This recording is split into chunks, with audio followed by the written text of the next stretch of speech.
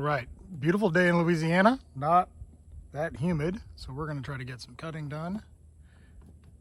And maybe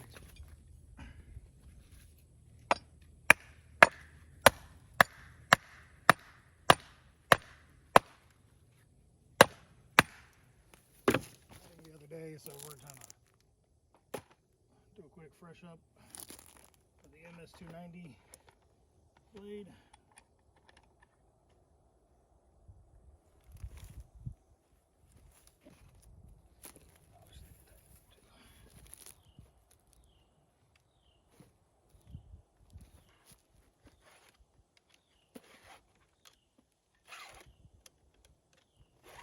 All right,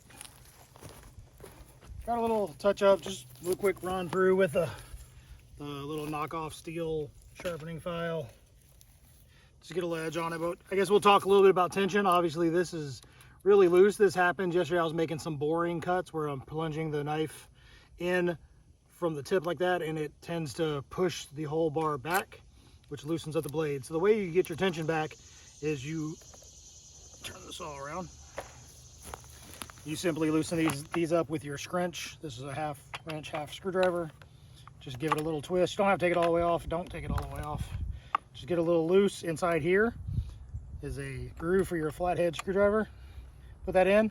Just turn it clockwise, and you'll see the tension as you push the bar out brings the saw up. Excuse me, the chain up. And what it says is you want to have a little bit of a snap. Basically, if you pull it hard, you should be able to get like a nickel through it. So just give it just a little bit more, and I'm gonna call that good. And then you tighten it back up.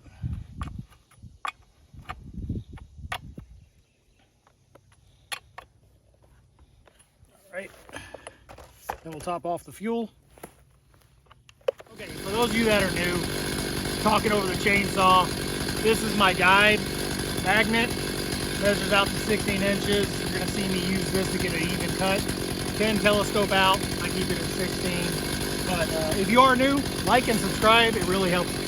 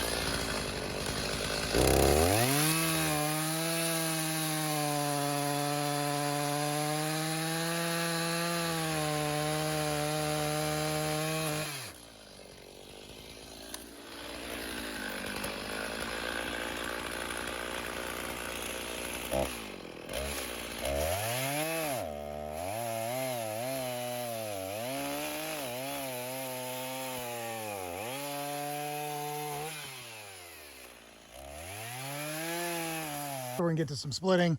But one of the things that I will share there is that I obviously broke a little bit of that protocol that I talked about, where I was going to use my 16-inch gauge, which is still in my pocket. It's good for when you get those real long good straight logs that you want to get exactly to 16 inches and keep it nice and consistent. But when you get into a pile that's a little bit of a nest, it's kind of an extra step to have to go and grab that and find your angle and get a good footing. You saw me slip a couple times with my feet. Sometimes the logs are a little thin and the chainsaw, even that little 290, is powerful enough to pull the log towards you and move it out of the way. So we're gonna set up, do a little bit of splitting and get that done. But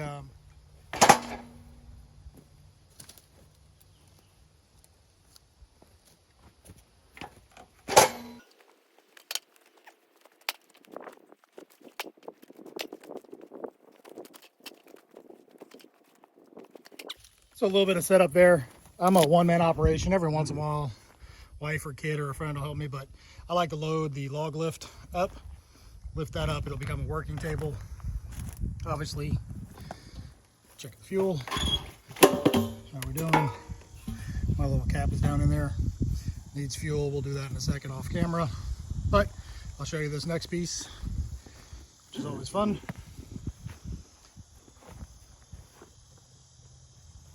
Touching firewood as little as possible is the goal. So I'm gonna put a tote at the end. We're all directly in.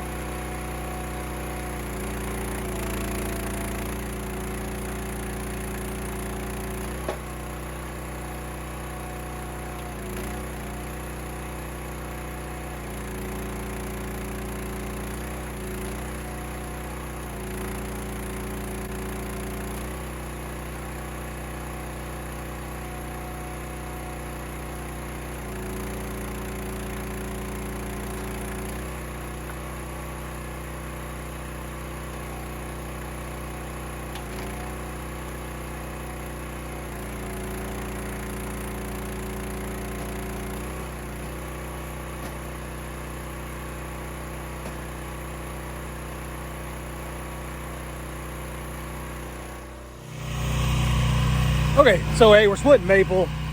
The maple split's real easy. Those pieces are pretty moderate sized. I'm trying to limit the amount of times I have to do a resplit. So that's when you split a piece into fourths and the quarters end up being kind of big and bulky. Not bad for firewood for those guys that like to heat with wood, but I'm in Louisiana. We don't heat with wood that much. It's mostly barbecue. And it's mostly for ambiance, for fun, for campfires, and stoking a fire just for enjoyment. So we're gonna try the 6-way wedge. Full disclosure, I am not sponsored by Ruggedmade. I do have a Ruggedmade splitter. I love it. Log lift stays in my back.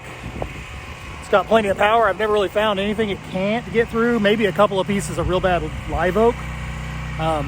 Good cycle time, real reliable. But the 6-way wedge is my least favorite attachment, but we're gonna try it. So let's see how it does.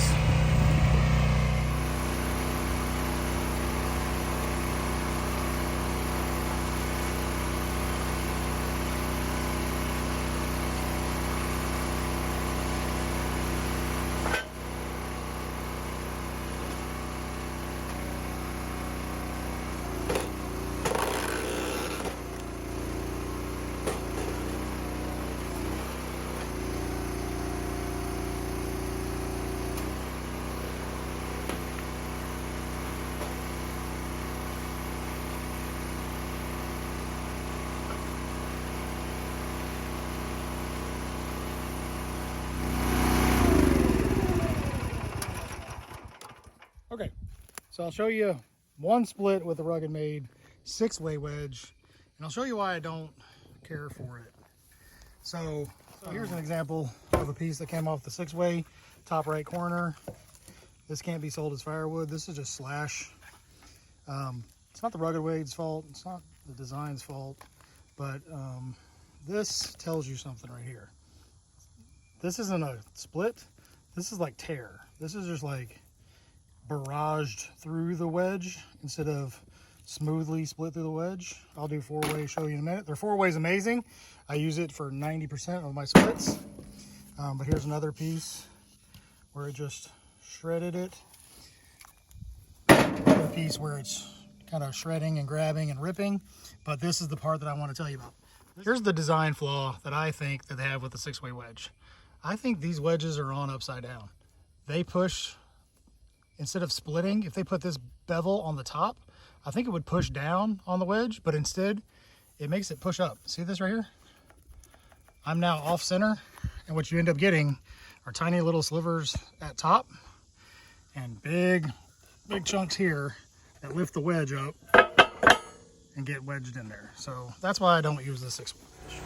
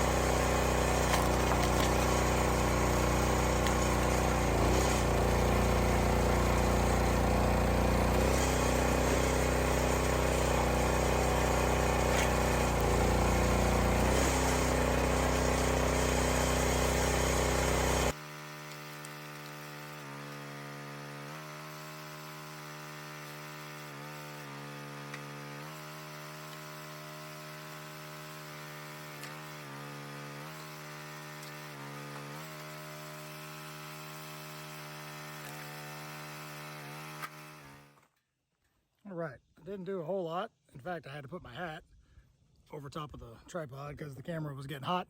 Because while it's not humid, it is sunny, sunny, sunny. But yeah, there you go. So that's, I've been out here a total of 30 minutes, and that counts setting up the tripod and cutting a little, stacking a little, fueling the splitter, moving a basket. So yeah, Ruggedmade, great machine, highly recommend it. It is that in between the, going over the shade, that's the splitter that's like in between the big box stores, the starter level, the very single blade, very limited capability, no log lift, all that good jazz. And then the other side of it, which is the best of the best, the Easton Mades, the Wolf Ridges, the Muscle Wood series, all those guys. that are they're a little outside of the price range for your average firewood person. I consider myself to be a not average firewood guy. This is my hobby. I still like it to be fun. I don't want it to be a processor. I don't want it to be a factory. I still want to go through the making of the firewood. It's what I enjoy. But I do want to protect my back. I do want to get some production. I do want to make a little bit of money. So the Ruggedmade is great. The only thing that I've found wrong with the Ruggedmade the whole time is I honestly believe the bottom two wedges on that 6-way wedge are upside down. So when you lift it, or when you split it, lifts the entire thing, messes with the center of gravity, bogs down, causes some issues. So I think that's a simple fix. Maybe they'll fix something. But if not, I use the 4-way all the time. So it's a great little attachment. The real naughty stuff I'll throw maybe the single blade on and split it in half with that single wedge. But yeah, that's all I'm going to do on the camera today. I'm going to get back over there and get to work. But I wanted to show you just a little bit of maple splitting, how the wedges work, just getting a little cutting, just an average. This is a morning for me in the wood yard. This is a typical Saturday, hour or two outside, getting a good sweat, making some firewood, filling up a basket or two, and then moving on to the next project. But yeah, I'm gonna get back over there and get it done. So if you haven't liked and subscribed to Buzzcuts Firewood, please do so. Helps the channel, helps us out, allows us to get more content out to you guys. So if this is something you found to be informative, something you like, go ahead, hit the thing and help us out. So thanks a lot. Bye.